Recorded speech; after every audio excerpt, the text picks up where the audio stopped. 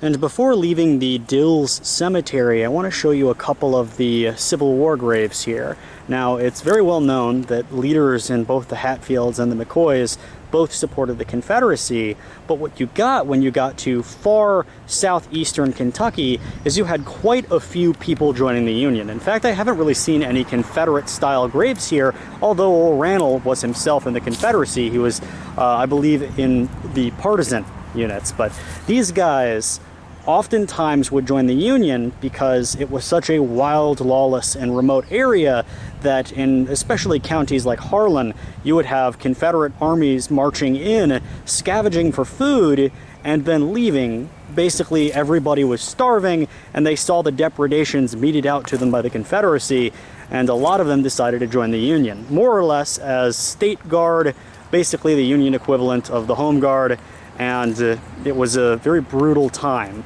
of partisan warfare.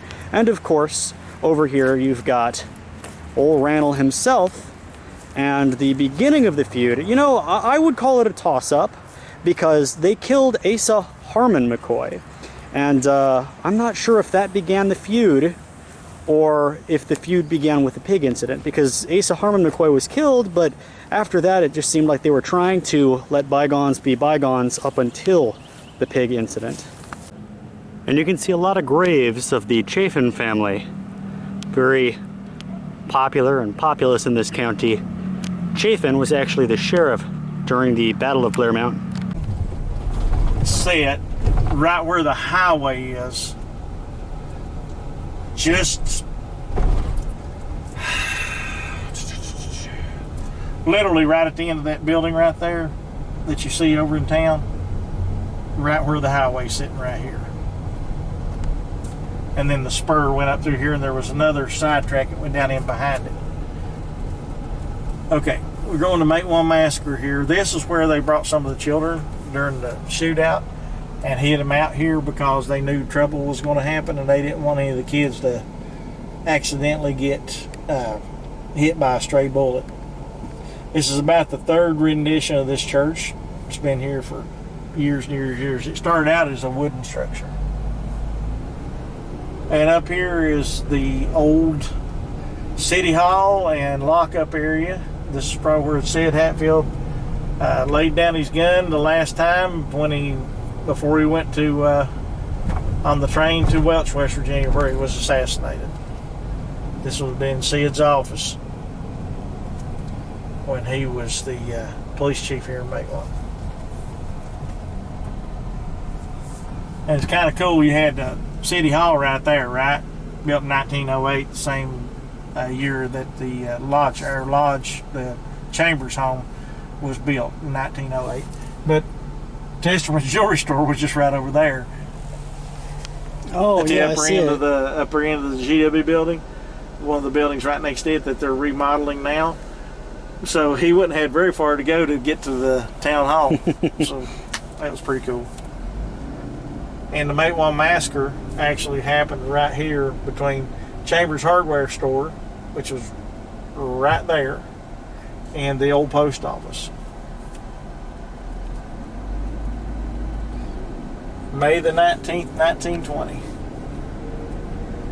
And the Baldwin Felts guy in town says that on top of these buildings you had snipers. He said there were 200 of them. Oh yeah, I'm sure there was. Those poor, what he called lawmen didn't have a chance, right? They were about as much a lawman as I am Batman. So, of course, that's coming from Sid Hatfield's great nephew. So. Anyhow, grave sites of Cabell Testerman, the mayor of the Make One that was killed, mortally wounded at the Make One Massacre. Died in Welch, West Virginia when they were taking him up there to be treated for the gunshot wound. And then, of course, Sid Hatfield, my great uncle, is buried right next to him. There's actually a grave site between the two. I don't know who that would have been for, because Cabell, Testerman's wife, that Sid ended up marrying, actually, that might be her gravesite that was intended for her there next to Cabell, but we don't know that. And I think she ended up being buried somewhere in Tennessee. She was married about 4 times. And can you tell me about having Sid Hatfield as an ancestor? Must be, you take pride in that. Kind of like, no, I didn't choose it, but yeah, I do. You know, I think he meant well in the things that he did. And he meant a lot to, you know, organized labor in this country and helping usher in what, you know, essentially became middle-class America.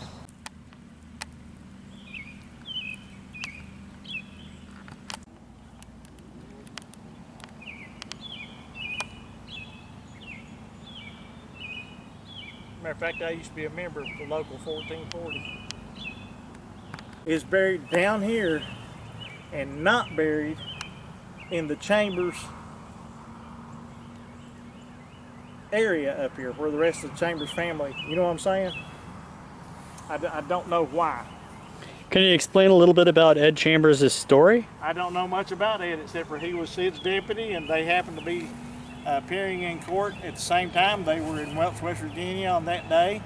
I think it was August 1st or whatever of 1921, and they were walking up the courthouse steps with their wives, and the Baldwin-Phelps detectives came out and basically assassinated Ed and Sid right there on the courthouse steps in broad daylight in front of God and everybody, and the wives had to witness that.